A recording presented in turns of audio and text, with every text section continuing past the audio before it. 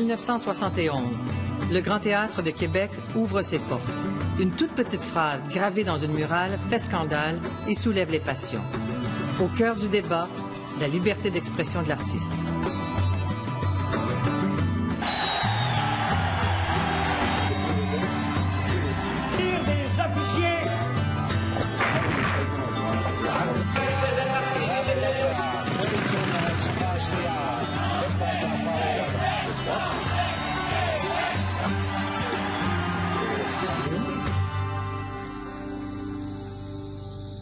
Ici Anne-Marie Dussault, bienvenue à Tout le monde en parlait. En 1971, c'est l'inauguration du Grand Théâtre de Québec en présence de toute la faune artistique et politique de la ville. Les Québécois découvrent alors une œuvre monumentale, une murale de Jordi Bonnet. Dès le lendemain, une controverse éclate autour d'une phrase inscrite dans cette murale. « Vous êtes pas écœurés de mourir, bande de caves, c'est assez ». D'un côté, il y a ceux qui jugent cette phrase vulgaire, indigne d'un lieu de culture. De l'autre, ceux qui défendent la liberté d'expression de l'artiste. C'est ce qu'on appellera la guerre de la murale. Êtes-vous allé au Grand Théâtre de Québec? J'y suis allé la semaine dernière lors de l'inauguration. Le 5 février 1971, Roger Lemelin écrit une lettre au quotidien Le Soleil de Québec. Il fait le récit de son expérience dans ce nouveau théâtre. On marche, on se perd un peu, on se retrouve. L'auteur Roger Lemelin, aujourd'hui décédé, découvre une grande murale signée Jordi Bonnet. Et tout à coup, on arrive face à une horreur. L'horreur en question est une phrase gravée dans la murale. « Vous n'êtes pas écœurés de mourir, bande de caves, c'est assez ». Et cette phrase le scandalise. Ma position à moi, c'est qu'on ne peut pas, par le lait, parce qu'il est laid, projeter un message politique. Indigné, Roger Lemelin veut faire effacer la phrase et en appelle à tous les citoyens pour l'appuyer dans sa démarche. On pourrait certainement le remplacer par un autre qui aurait l'air moins vulgaire. Si nous avons été traités de bande de caves ici à Québec, nous l'avons été par des étrangers. On n'a pas juste produit des caves ici à Québec.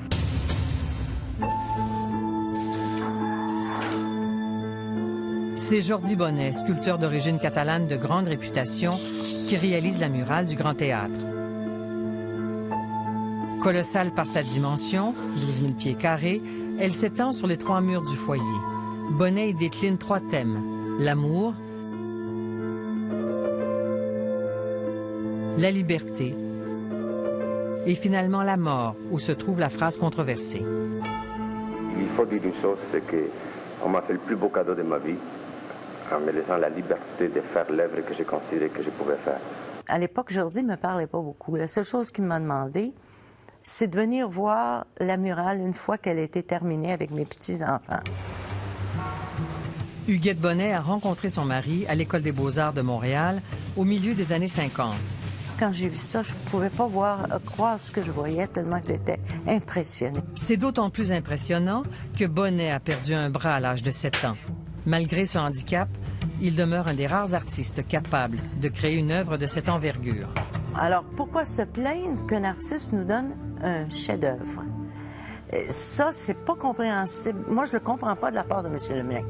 Parce que c'est un artiste aussi. Le contenant de croton taille-fer permet de faire environ une douzaine de tartines. Roger Lemelin est aussi un homme d'affaires prospère. Son entreprise, les produits taille-fer, a fait sa fortune. J'ai menti, Gédéon. Hein? La tourtière, là, c'est pas la mienne. C'est la tourtière taille-fer. T'as bien fait. Taille-fer, c'est le meilleur ami de la cuisinière. Un autre tubet pour la tourtière. Mais il doit sa renommée à son roman, Les Ploufs, qui sera porté à l'écran. C'est Lemelin, le romancier, qui conteste le choix des mots sur la murale. C'est une nouvelle façon de sacrer, dans le fond. Parce que quand on était jeunes, nous autres, au lieu d'écrire des vers qui étaient inspirés par la colère, mais on sacrait, quoi?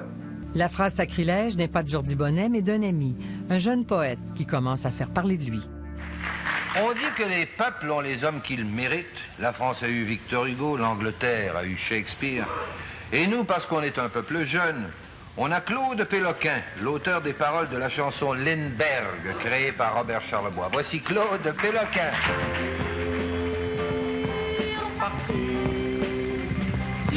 Québécois, transfert, northern, eastern, western. If I'm Pouvez-vous nous dire un de vos poèmes? Là, c'est les textes qui sont en fait dans la murale d'aujourd'hui à Québec. En plus de la phrase controversée, Péloquin signe plusieurs poèmes sur la murale. Je suis le cri de l'infini à remplir. Voyez espace, espace que vous êtes.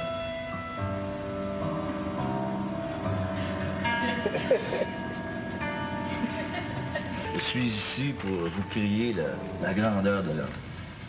Bon. Ouais, eh bien, Claude Péloquin, merci beaucoup. C'est un moment passé. C'est un moment passé. Merci aussi. Ça me fait drôle. Tout le monde est mort là-dedans. C'est un cri d'amour que j'ai gravé à la demande de l'artiste. On n'a pas fait ça pour provoquer quoi que ce soit. C'est les autres qui ont fait le bal. C'est Roger Lemelin qui lance le bal. Selon lui, la phrase est vulgaire et n'a rien de poétique. Ce qui est artistique, c'est ce qui débouche sur le beau. Et c'est pas le beau selon des critères. Je parle du grand beau, comme la beauté de la Grèce ou la beauté des grandes œuvres. Et vous pouvez pas y arriver par le vulgaire. C'est impossible. Ah oui, mais c'est parce qu'il voulait que je le dise en bon français, lui. J'écris en péloquin, moi. J'écris pas en bon français. Je suis un Québécois qui écrit en péloquin. Donc, c'est lui qui décide que c'est laid. C'est une œuvre magnifique. C'est... c'est tellement laid que c'est beau. Alors, j'ai reçu une avalanche de lettres. Inutile de vous dire que j'ai pas eu le temps de toutes les voir. Et le mouvement a entraîné, n'est-ce pas, un télégramme de 8000 noms aussi, qui avait 350 pieds de long. Ça me fait plaisir de vous remettre les lettres que j'ai reçues à propos de la Grande Murale du Québec. Lemelin est très fier de remettre sa pétition au ministre des Affaires culturelles, François Cloutier. En février 71, Bonnet prend la parole pour défendre sa murale. C'est un cri d'amour, c'est peut-être violent quand on crie, c'est comme ça, on crie comme ça. On ne crie pas avec des petits mots comme on est allé chercher au Larousse. Mais le débat va bien au-delà de la langue. Roger Lemelin accuse Jordi Bonnet, l'étranger, de ne pas comprendre le Québec. Et cette phrase-là, pour nous, ça a une résonance qu'il ne semble pas comprendre. Au lendemain de la crise d'octobre, cette phrase polarise, car plusieurs y voient la mort du peuple québécois. Mais Bonnet s'insurge devant cette interprétation. Ce n'est pas ça.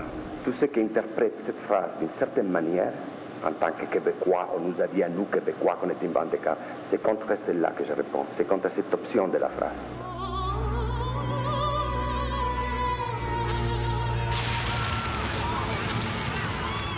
Bonnet y voit plutôt l'évocation de son enfance à l'époque de la guerre civile espagnole.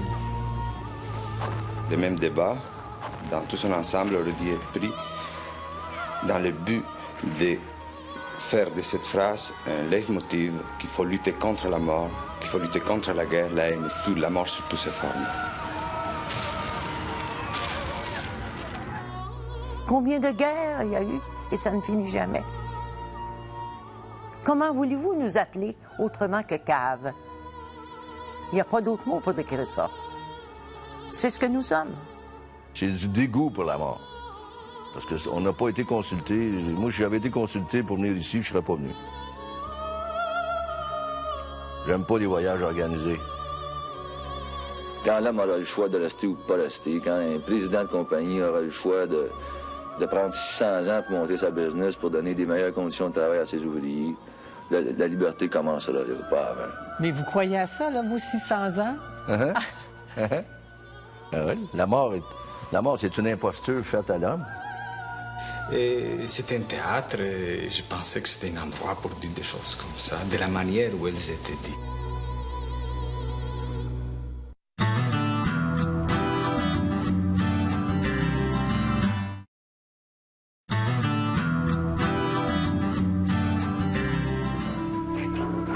En 1969, Jordi Bonnet passe 3 mois dans les échafaudages, assisté d'une quinzaine d'ouvriers. Il demande à Péloquin de graver lui-même sa phrase. Et aussitôt, les fonctionnaires en informent le ministre des Affaires culturelles de l'époque, Jean-Noël Tremblay. Même si l'inscription n'occupe que 50 des 12 000 pieds carrés de la murale, rien n'y fait. 2 ans avant que la polémique n'éclate sur la place publique, Jean-Noël Tremblay, qui n'apprécie pas de se faire traiter de cave, déclare la guerre à Bonnet. Qu'est-ce que ça signifie dans l'ensemble d'une œuvre architecturale, qui est le Grand Théâtre, une murale, qui est une œuvre artistique, et vous avez cette petite, excusez l'expression, crotte, qui s'inscrit là, qui est restée là pour la gloire et la honte de ceux qui l'ont conçu. J'aime ce texte parce qu'il est franc et que l'on sent que l'auteur est conscient de sa force et de la force de ses mots. Il a aimé la force, l'impact que ça avait. Il voulait que ça soit comme un coup près. Eh bien, ça a été comme un coup près. Alors, laissez-moi vous dire tout de suite que pour vous autres, peut-être cette lutte pour la liberté d'expression, elle commence depuis un mois. Pour moi, elle a commencé en 68. J'ai eu affaire à un ministre, Jean-Noël Tremblay, j'ai eu affaire à des sous-ministres, à un ministre des Travaux publics, aux architectes, j'ai eu affaire à beaucoup de monde qui voulait même poser une ligne de conduite. N'oubliez pas que Jean-Noël Tremblay s'était juré de ne pas inaugurer le Grand Théâtre tant et aussi longtemps que cette phrase n'était pas enlevée. Ce personnage fabule incroyablement. Je n'ai jamais rien dit de tel, voyez-vous, et je n'avais pas l'intention non plus d'empêcher l'inauguration du Grand Théâtre à cause d'une malheureuse sottise sur une œuvre d'art. Vous auriez aimé l'effacer. C'est-à-dire que j'aurais souhaité qu'elle fût effacée. Jean-Noël Tremblay ordonne à ses fonctionnaires de convaincre Bonnet d'effacer les mots qui choquent. Oui, c'est indigne d'une œuvre d'art. Et ça mettait une signature désagréable à l'œuvre de Bonnet. Jordi Bonnet résiste.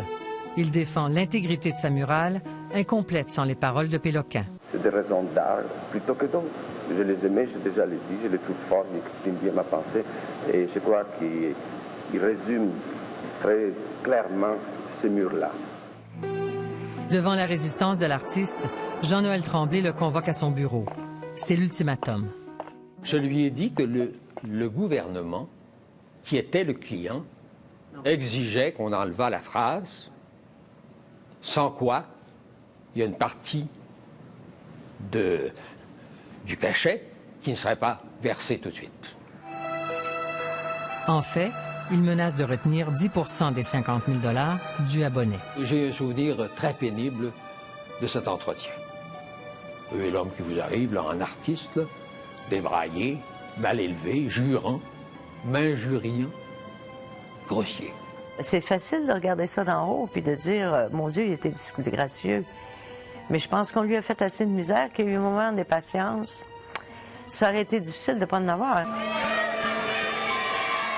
En 1970, les libéraux prennent le pouvoir.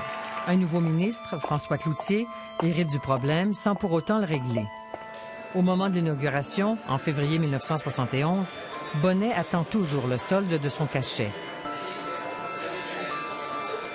Le Tout-Québec est présent. Politiciens et artistes découvrent enfin l'œuvre de Bonnet. Je me sens chez nous, ici, et puis, je sais pas, les plafonds bas, la murale de Dubonnet, de Jordi Bonnet plutôt. Dubonnet, je viens d'en prendre un, c'est pour ça que je confonds. C'est assez extraordinaire. On la découvre, là, ça nous arrive en pleine gueule, paf! Roger Lemelin, lui, n'apprécie pas du tout. C'est à ce moment-là qu'il lance la pétition pour faire disparaître la phrase. On a vu des écrivains faire refuser des textes, des grands écrivains. On a vu des peintres faire refuser des peintures. On a le droit à ça. Mais selon les termes du contrat signé en 68, Bonnet n'a pas à soumettre de maquette détaillée. Il jouit d'une pleine liberté. Malgré cela, Roger Lemelin n'en démord pas. Alors, je dis que les droits de l'écrivain ou de l'artiste ne sont pas infinis. Et je tiens à féliciter M. Lemelin qui s'est tenu debout comme un homme respectable et qui aime à se faire respecter. Monsieur Hamel de Québec, bonjour. Bonjour, monsieur. Ben, moi, je vous dirais qu'à la phrase, je comprends qu'il y ait des réactions assez violentes, mais je trouve qu'on en a beaucoup parlé et presque trop. Un comité de défense de la murale veut contrer Roger Lemelin. Le président de ce comité est Jacques Boulet, un médecin de Québec qui s'exprime régulièrement sur des questions linguistiques. Le cœur du débat, c'était la liberté de l'artiste. Moi, je dois vous dire que la phrase de Péloquin, elle ne m'a jamais particulièrement impressionné. Mais je tenais à la liberté de l'artiste. La liberté de l'artiste. Mais qu'est-ce que c'est que la liberté de l'artiste si elle ne tient qu'à une petite phrase qui n'est pas de l'artiste, vous m'avez dit. C'est de Claude Péloquin. Je ne savais pas que c'était de lui. Moi, je regarde la murale comme l'œuvre de Bonnet. D'accord. Et les parasites qui se sont greffés à Bonnet pour réaliser la murale, ça, je ne les connais pas. En mars 71, le comité de défense de la murale organise une grande manifestation qui attirera 1600 personnes au Grand Théâtre. C'était une espèce de happening, pour employer le mot anglais. Vraiment, c'était peu organisé. Un moment fort de la soirée est l'apparition sur scène du sculpteur Armand Vaillancourt.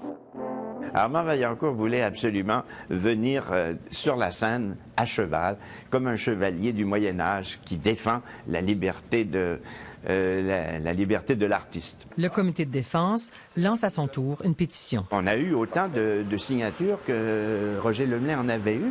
Alors on est allé les porter chez le ministre sur des chariots. Comité pour la défense de la murale du Grand Théâtre. Je considère que ce ne sont pas mes goûts qui doivent prédominer dans une situation comme celle-ci, et qu'il y avait un principe en jeu, qui est un principe important, qui est celui de la liberté de la presse, la liberté d'expression. Finalement, ce n'est qu'en avril 1971 que le gouvernement règle la somme due à Bonnet.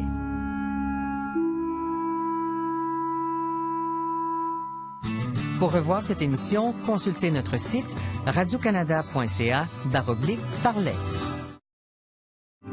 Dans les années 70, le tout Montréal se donne rendez-vous dans un célèbre bar que chante Claude Dubois. Manger un hot dog salé, prendre un dernier verre chez Pedro.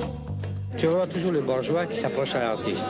Tu vas voir toujours le phony qui s'approche au gars qui a du talent. Alors, tu finis toujours par avoir ces rencontres. Chose surprenante, Claude Péloquin, l'auteur de la phrase, et son détracteur Roger Lemelin sont des amis. Ils prennent à l'occasion un verre chez Pedro. Ils brassent même des affaires ensemble. C'est pas pire, mais surtout pas mieux.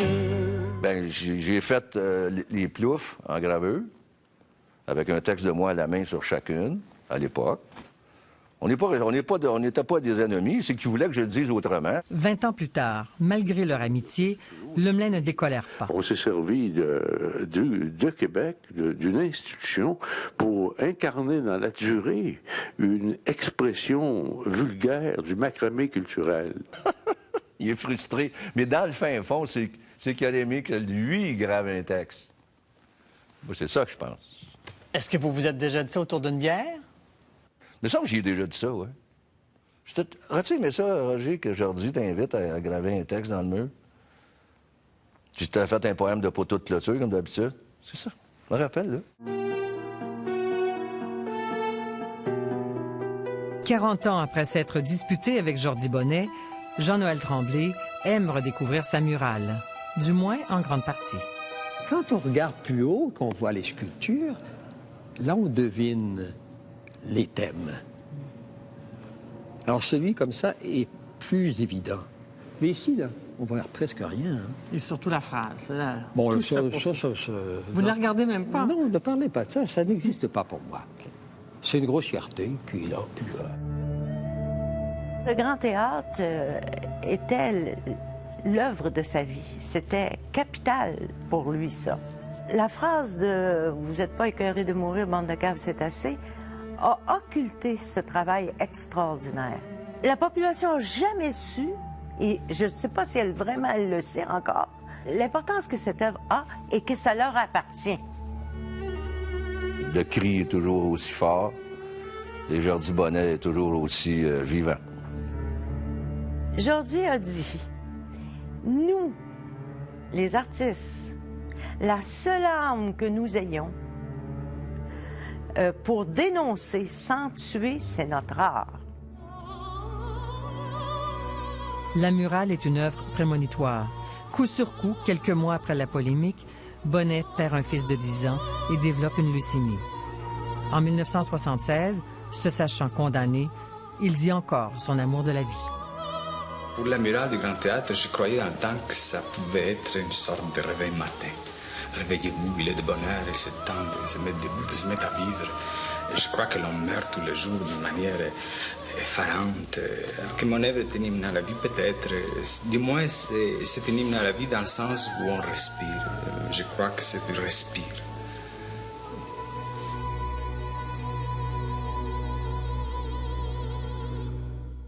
En 1979, à l'âge de 47 ans, Jordi Bonnet a perdu son combat contre la leucémie. Toute cette polémique autour de la phrase de Péloquin a peut-être occulté l'importance de la murale, qui, selon plusieurs, est son œuvre maîtresse.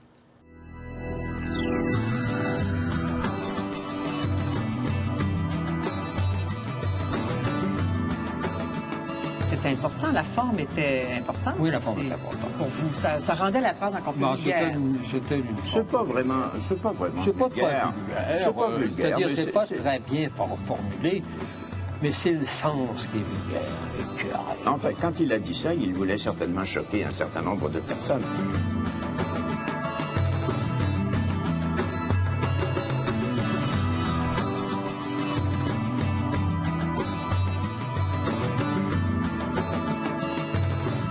Vous avez écrit à un moment donné qu'il devait recourir à une formulation provocante pour faire réagir, pour faire réfléchir. Oui, absolument. C'est un hockey. Ça s'est admis en... Ça ressemble à un hockey d'ivrogne. Êtes-vous d'accord avec un hockey d'ivrogne? Non. Non. Je vous laisse.